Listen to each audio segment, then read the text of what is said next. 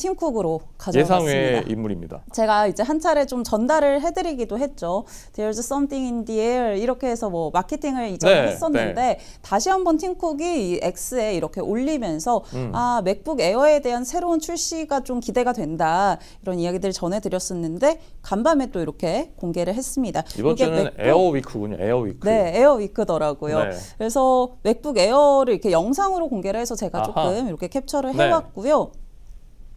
그리고 또 이렇게 올려줬습니다. 맥북 에어 새롭게 출시를 한다라고 이야기를 하면서 M4 칩 탑재가 되고 또 애플 인텔리전스 탑재 그리고 새로운 컬러도 좀 출시가 되더라고요. 스카이 블루 컬러 새롭게 나온다라고 하는데 이거 좀 기대가 됩니다. 아 자꾸 이렇게 요즘에 이렇게 애플 제품이 눈에 자꾸 밟히는지 모르겠네요.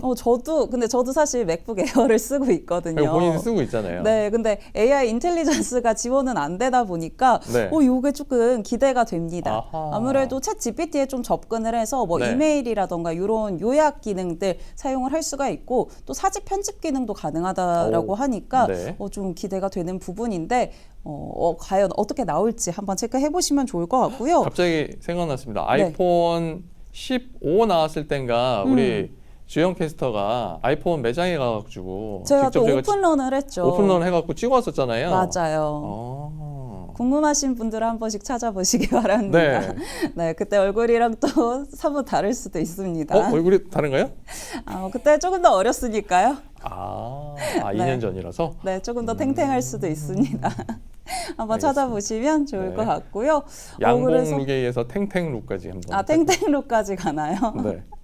네, 오메 사고 싶어요. 저도 안지연님이 남겨주셨는데 확실히 이게 애플 인텔리전스가 탑재가 된다라고 하니까 뭔가 기대감이 확 드는 그런 모습이었고요. 그리고 M4 칩이 탑재가 되는데 이제 M3 칩, 기존에는 M3 칩은 아니었죠. M1 칩이었나요? 그거 대비해서 성능이 2배 이상 좋아졌다라고 하더라고요. 그렇기 때문에 성능적인 부분도 굉장히 기대가 되고 또 금액적인 것도 조금 다운이 됐다라고 하니까 이런 부분들 한번 긍정적으로 주가 흐름도 살펴보시면 좋을 것 같습니다. 우선 오늘은 좀 영향을 받아가지 못했는데 시장이 조금 관망하는 것 같기도 하고 애플에 대해서는 좀 지켜보시면 좋을 것 같습니다. 애플은 걱정할 게 아니죠. 매번 이렇게 말씀드릴 필요가 없습니다. 한번 내용들과 함께 살펴보시면 좋을 것 같고요. 그리고 맥북 이 에어뿐만이 아니라 아이패드 에어도 공개를 했습니다. 새롭게 공개를 했고요. 또 이 M3 칩 앞서 이야기해 주셨지만 M3 칩 기반으로 좀 구동이 되고 역시나 애플 인텔리전스가 구동이 됩니다. 그래서 M1 칩 대비해서 또 역시나 높은 성능을 좀 가져갈 것이다라고 기대를 하고 있고 이번에는 뭐 4가지 성능, 4가지 색상으로 선보인다라고 하더라고요. 그리고 가격은 하나로 했을 때 한 94만 원대부터 시작을 하니까 또 관심 가져보시면 어떨까 싶습니다. 아무래도 시장의 반등에 성공을 한 거는 이 관세 이야기가 아니었나 싶은데요. 우선은 앞서 이야기 전해주신 것처럼 자동차에 대한 관세 한 달 정도 유예한다라고 이야기를 했습니다. 이 부분 조금 더 자세하게 살펴보면요. 우선은 이제 멕시코 그리고 캐나다에 25% 관세 부과하겠다라고 이야기를 했잖아요. 이 부분 1개월간 적용을 좀 면제한다라고 발표를 했고요. 그러면서 자동차 주가들도 좀 흐름이 괜찮았죠. 그렇죠. 전반적으로 아무래도 GM이 한 7%대, 그리고 포드도 5%대, 그리고 테슬라는 딱 그 절반, 2.6% 상승했습니다. 상승 흐름을 보이면서 자동차 제조업체들 좀 좋은 흐름들 이어갔었는데요.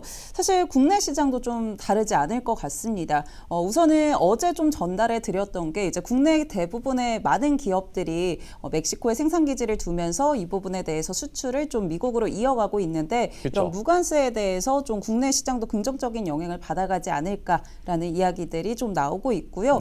다만 좀 이제 CNBC 보도를 따르면은 자동차 제조업체는 좀 해당이 되는 것 같은데 부품업체까지는 명확하게 나오지 않았다라는 이야기들도 있더라고요. 그렇기 때문에 이 부품업체에 관련해서는 좀 추가적으로 구체적인 이야기들 나오는 것까지 한번 살펴보셔야 될 것 같고요.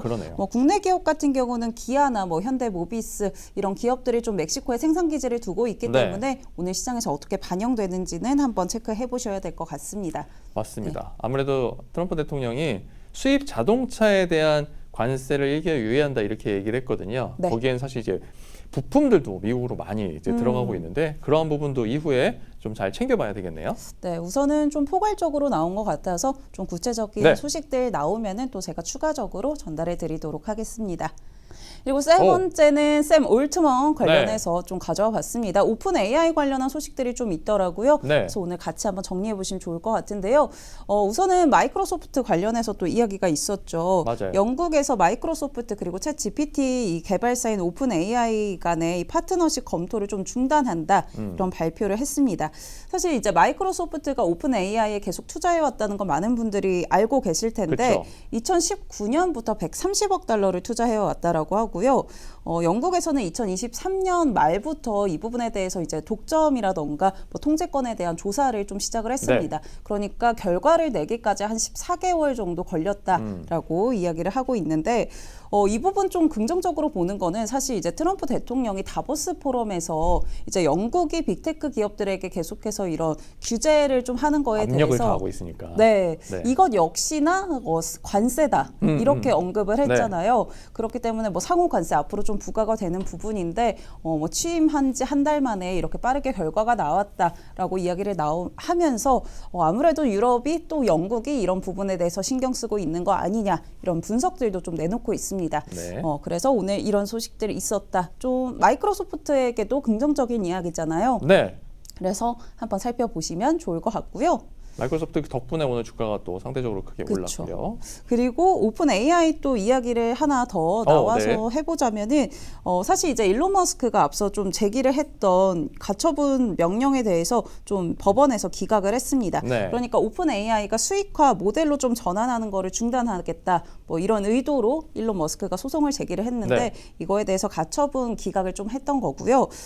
그러면서 근데 다만 올해 가을에 뭐 긴급 재판을 좀 연다 이런 이야기들도 있었는데 네. 우선은 오픈 AI에게 좀 긍정적인 소식이지 않았나라는 생각이 들어서 하나 가져와 봤고 네. 근데 뭐 일론 머스크라던가 샘 올트먼은 뭐 이에 대해서 특별한 언급은 없더라고요.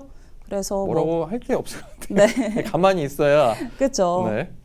뭐 누구 하나 뭐 이기는 그런 느낌은 아니라서 우선은 뭐 추가적인 코멘트는 없었는데 이런 소식까지 있었다. 그래서 오픈 AI에게는 조금 더 좋은 소식이었다라고 한번 체크해 보시면 좋을 것 같습니다. 반대 결과가 나왔으면 아마 머스크가 계속 얘기했을 건데. 네. 그쵸. 조용합니다. 자기에게 좀 불리하니까 네. 딱히 얘기할 필요가 없는 네네. 그런 이야기죠.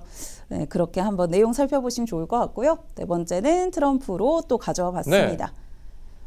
트레이더 총리랑 또 이야기가 한 차례 있었죠. 네, 맞아요. 네, 통화를 했다라고 이야기가 네. 나왔고요. 또 캐나다의 노력에 대해서 뭐 충분하지는 않다라고 언급을 했는데 어떤 내용인지 같이 한번 좀 살펴보시겠습니다. 트루스 소셜에 또 올렸습니다. 구체적인 내용을. 그래서 한번 가져와 봤는데 네. 우선은 캐나다 트레이더 총리가 관세 관련해서 나에게 전화를 걸었다라고 이야기를 하면서 근데 나는 이 캐나다랑 멕시코를 통해서 들어온 펜타닐로 너무 많은 사람이 죽었고 그걸 멈췄다라고 확신이 들지는 않는다라고 이야기를 하면서 아직 뭐 트레이더 총리 같은 경우는 뭐 이 부분이 좀 나아졌다, 우리 노력하고 있다라는 식으로 이야기를 했는데 뭐 아직은 충분하지 않다라고 이야기를 했다라고 네. 전해졌죠. 그러면서 좀 또 비판적인 이야기들도 했습니다. 여기 내용에서는 조금 잘렸는데 네. 이제 캐나다 선거가 언제 열리냐 뭐 이런 이야기들도 했는데 나에게 뭔가 충분한 답변을 주지는 못했다라고 하면서 이거를 좀 정치적으로 이용하는 거 아니냐 뭐 이런 식으로 좀 비판하는 모습도 있었고요.